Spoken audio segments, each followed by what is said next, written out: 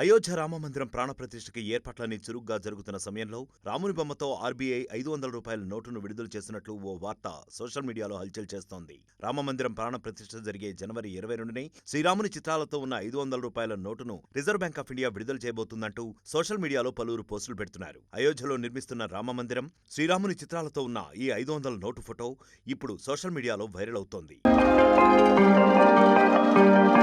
ఇప్పటికే జనవరి 22న ప్రాణప్రతిష్ఠ కార్యక్రమానికి ఏర్పాట్లు చురుగ్గా సాగుతున్నాయి. దేశవ్యాప్తంగా ఉన్న రామ భక్తులంతా రామనామస్మరణలో మునిగి తేలుతున్నారు. దేశం మొత్తం కూడా ఈ కార్యక్రమంలో పాల్గొనేందుకు ఎంతో ఆసక్తిగా ఎదురుచూస్తోంది.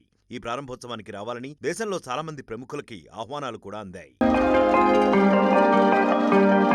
ఈ క్రమంలోనే 500 రూపాయల నోటుపై రాముని చిత్రమంటూ ఓ వార్త వైరల్ గా మారింది. ఈ నోటుపై మహాత్మాగాంధీ బొమ్మ ఉన్న చోట రాముని బొమ్మ, ఎర్రకోట ఫోటో ఉన్న చోట రామమందిరం ఫోటో ఉంది. ఈ 500 రూపాయల నోటు ఫోటోలు సోషల్ మీడియాలో పలువురు పోస్ట్ చేశారు. అయితే ఆర్బీఐ దీని గురించి ఎటువంటి సమాచారం ఇవ్వలేదు. అయితే సోషల్ మీడియాలో వైరల్ అవుతున్న రాముని బొమ్మ ఉన్న నోటు నకిలీదని బ్యాంకింగ్ రంగ నిపుణుడు, వాయిస్ ఆఫ్ బ్యాంకింగ్ వ్యవస్థాపకుడు అశ్విని రాణా వివరించారు. ఆర్బీఐ ఎటువంటి సమాచారం ఇవ్వలేదని, ఇదంతా కూడా ఫేక్ న్యూస్ అని తెలిపారు.